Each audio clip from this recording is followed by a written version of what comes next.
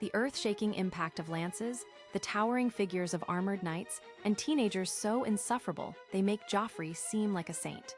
You're talking to a king.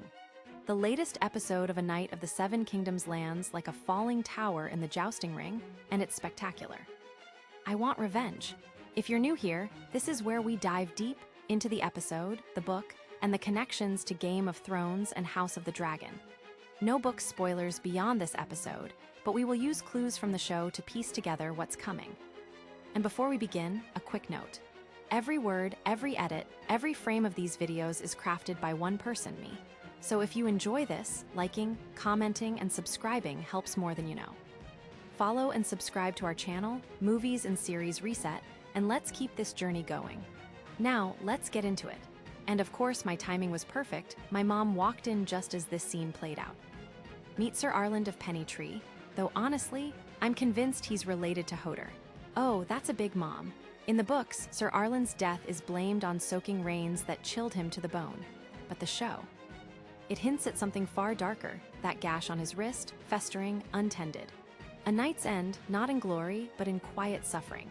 We see Dunk and Egg sharing hard salt beef beneath the shelter of an elm tree, a moment that's more than just a meal. Hard salt beef isn't just the episode's title, it's a callback to the novel, where Dunk offers Egg this very food after a grueling day. And that elm tree? It's everything to Dunk. Strong, unyielding, a symbol of the man he aspires to be. Last episode, he told Egg he didn't need a pavilion, just an elm tree. Now, we see it painted into his sigil, a tansel leaf entwined. This tree isn't just wood and bark, it's the legacy of Sir Arland. And what a legacy. Arland wasn't perfect. He had his vices, his drink, his women, but Dunk remembers him as a good man. A humble man. The kind who lived for others. It's ironic, though, that as Dunk praises him, we watch Arland pay for the company he kept the night before. This idea, what makes a true knight, is the heartbeat of a knight of the Seven Kingdoms. And Sir Arland? He's the mold, not famous, not rich, but real. Look at his body, scarred from 100 battles, yet he bore no enemies. We even get a flashback. Arland fighting beside Sir Manfred Dindarian's father against the Vulture King. Through it all, Arland never complained. He sang, a tune straight from the book, off to Ashford to see if they made a hole. A hole. Funny, isn't it? Because later, we meet the fair maid Gwyn of Ashford, and let's just say, fair isn't the word I'd use. You're big and stupid. That was an overreaction. This is also where we see Dunk fight for the first time.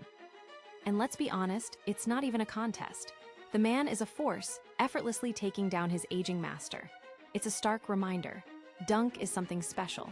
Last episode, Dunk failed to get Sir Manfred Dindarian to vouch for his knighthood. So now he's at Ashford Meadow, begging nobles for recognition. There's House Florent, where Arland once served their blind lord. Fun fact, Allery Florent, mother of a licent Hightower in House of the Dragon, was a Florent. So was Samwell Tarly's mom, Melissa. Then there's House Hayford, who fought alongside Arland at the Battle of Redgrass Field, a brutal, decisive clash in the First Blackfyre Rebellion, sparked by King Aegon IV's deathbed decision to legitimize his bastards.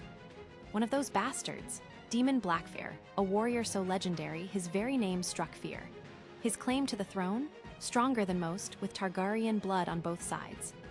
And yet, it was Daeron II, legitimate but arguably weaker, who won the day, crushing the rebellion at Redgrass Field. Arland fought for the Loyalists, and it cost him. His nephew, Roger of Pennytree, died in that battle. Dunk took his place as squire. Of all the nobles Dunk approaches, only Lord Leo Longthorn of House Tyrell appears on screen. Leo, the great-great-grandfather of Game of Thrones' Olenna Tyrell, once called Hedge Knights the bridge between lords and smallfolk. But when Dunk reminds him of Arland? Nothing. Leo doesn't even remember him. Back to square one, or, as I like to call it, Squire one. Egg, now Dunk's squire, at least for the tournament, drops a harsh truth. If no one remembers Arland, was he really a great knight? It's a question that cuts deep. What does make a true knight? Fame, glory, or something quieter? We still don't know much about Egg, but the show is dripping with clues. He knows way too much about nobles and knights for a stable boy. That accent? Too refined. He left a copper coin Dunk offered, something no starving child would do. When the Targaryens arrive, he panics, urging Dunk to leave. During the joust, his eyes never leave them. And then there's the fact that Egg is bald. Coincidence? Or is he hiding that telltale Targaryen hair? Put it together and it's clear. Egg isn't just any boy. He's one of the missing Targaryen princes. Speaking of Targaryens, a horn blares and in ride 3 princes. First, Baelor, heir to the throne, Prince of Dragonstone, then his brother Mikar. And finally, their nephew, the infamous Aryan Brightflame, a man obsessed with fire, dragons, and cruelty. We get a taste of that when he mistakes Dunk for a stable boy. Knighthood has fallen on sad days. In the stables, Dunk meets 2 Kingsguard, Sir Roland Crakehall and Sir Donal of Duskendale. These men are the pinnacle of knighthood, and Dunk can't hide his awe. Maybe, just maybe, a great house will take him in. Maybe even the Targaryens. But when Dunk asks how a crabber's son became Kingsguard, Donal's answer is cryptic. The same way we became crabbers, Dunk assumes it's a Ragstorich's tale. The truth.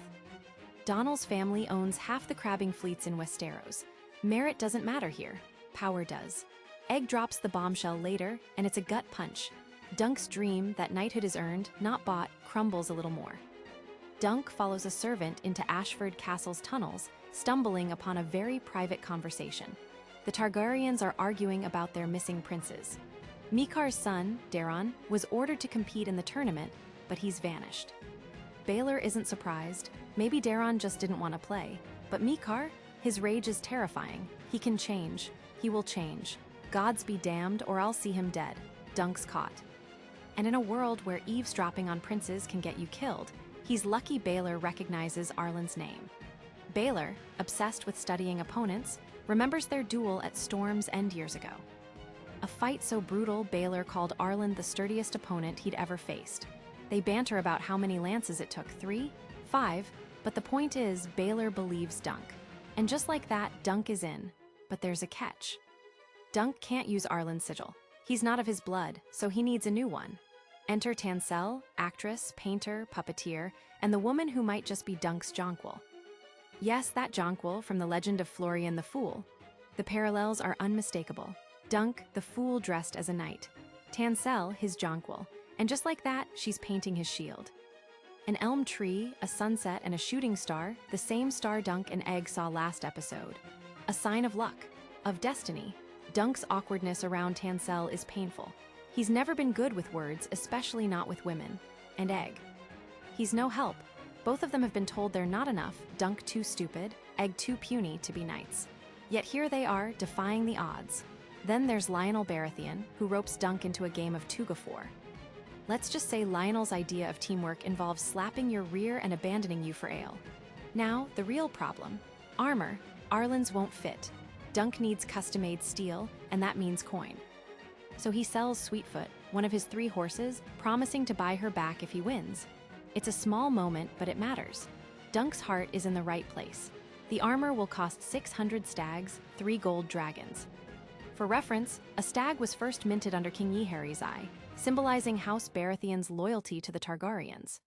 Egg, sipping Bugen-fisted cider, please let it be non-alcoholic, questions Dunk's chances of being hired by a great house. If Egg is a Targaryen, he'd know how rare it is for lowborns to rise so high. Their conversation cuts short as the tournament begins. And what a tournament!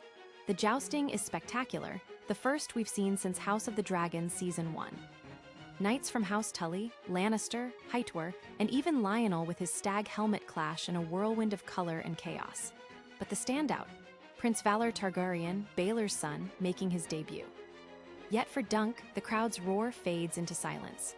Flashes of Arlen overwhelm him. This isn't just about proving himself. It's about honor. About making sure the world remembers a man who deserved to be remembered. As the episode ends, Egg sees the weight on Dunk's shoulders. Arlen was his family, his mentor, and now Dunk carries his legacy alone. So what did you think? Did this episode hit the mark? Drop your theories in the comments, and follow and subscribe to our channel, Movies and Series Reset. Until next time, keep your lance sharp and your heart sharper.